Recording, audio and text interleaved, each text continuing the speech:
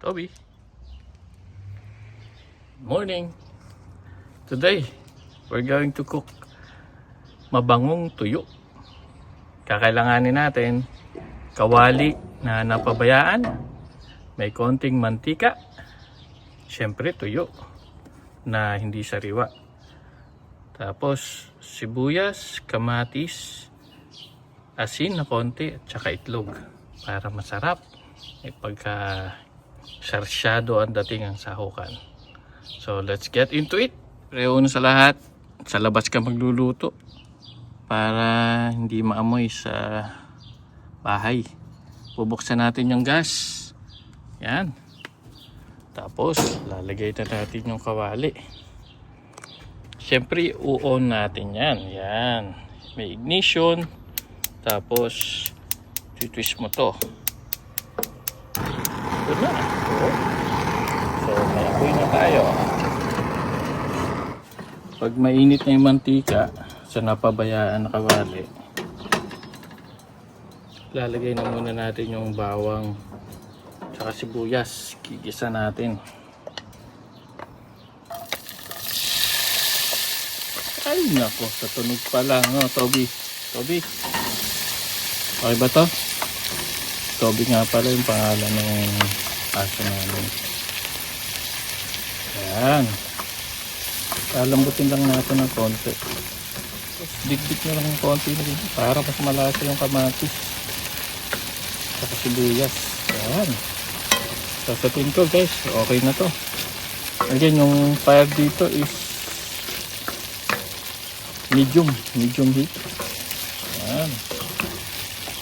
Huwag kayong gagamit ng kawali na hindi napabayaan. Kasi pag tuyo, maamoy, matagal ang kanyang amoy. Mahirap din hugasan.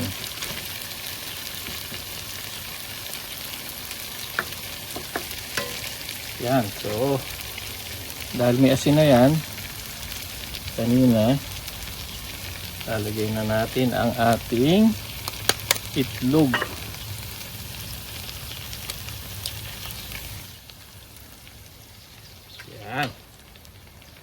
Yan, lakas ulit natin yung apoy para mabilis. Gutom na ako.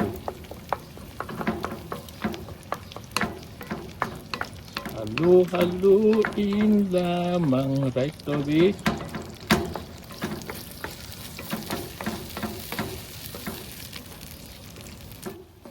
Yan, sa tingin ko okay na to.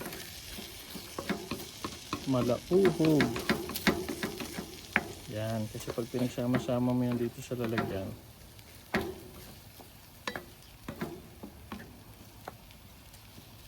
tutuin pa natin, baka hindi makain ng mga bata. Kailangan family friendly yung pagkain, otherwise ikaw lang uubos nito. Tama ba? Okay, so kailangan iba ang gulo para maganda sa camera. Sa camera lang yung pang tasty siya.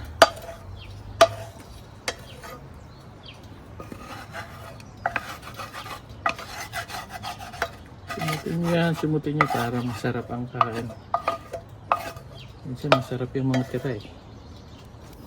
Ayan, mas masarap, mas maraming mantika. Ayan. Okay, mantika. Ayan, okay. Buksan na natin ang mabangong tuyo. Good luck sa kapitbahay.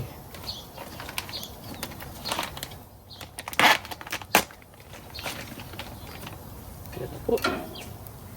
Medium heat ulit. Bango. My goodness. Lagay na natin lahat.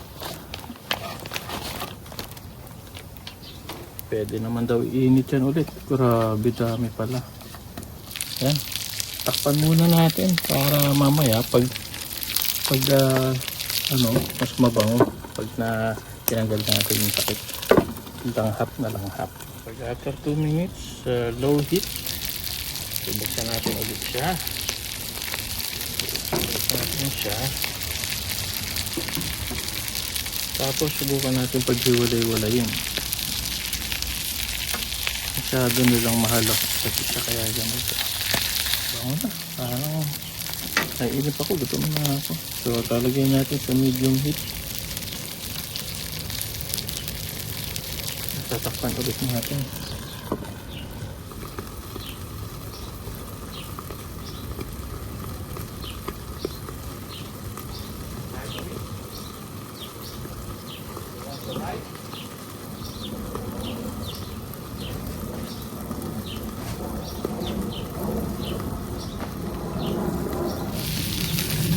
Iwasan nyo na putol yung ulo. Yung iba ano eh, paborito yung ulo, yung may mga mata sa isda. Hindi ko kaya kainin yung mata. Pero yung iba, walang tinitira sa tuyo. Parang si tatay ko dati. Kung gusto niya, walang titira sa tuyo. Paborito niya ang every part. And guys, naku po, brown na. Ang ganda. Oh, parang galing sa palengke. So ngayon, titingnan natin pag may luto na. Tatanggalin na natin. I-separate na natin. Tapos malutong pa yung ano, luto mo. Naku, parang ito oh. Malutong siya.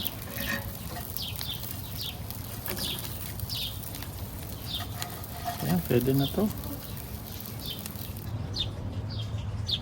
Mantika. Konting asin. Konting bawang.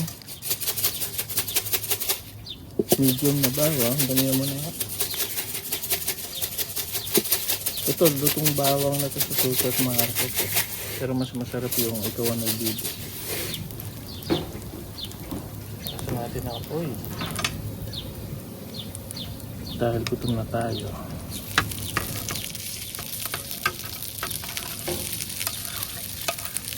Ito, kaya natin niluluto rin yung fried rice kasi pinaglutuan ng tuyo.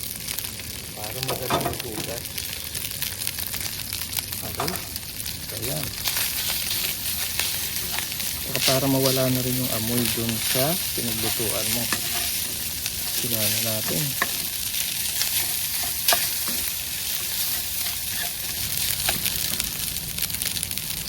Takpan muna natin for 5 minutes. Tapos hanguin. Ready na tayo to eat. Yan. Tapos huwag nyo kalimutan magligpit ng kalat nyo. Para hindi mapagalitan. Let's see. Yun. Kung merong music to your ears, ito parang music to my tummy. Yan na.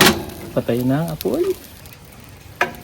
Lalagyan na natin siya sa ating container for final presentation. Huwag kayo magtitira. Yung matitigas na yan. Ako, yan ang masarap. Yan o. Yan na mga kapatid. Ang ating tuyo na may konting shadow at fried rice. Bless us, O Lord, from this thy gift, bow to receive from the bounty through Christ our Lord. Amen. Father, Son. Atak! Kain na tayo. Konting kanin. Angelo, let's eat. Konting tuyo. Konting sarsyadong itlog. Siyempre, sarsyado nga eh.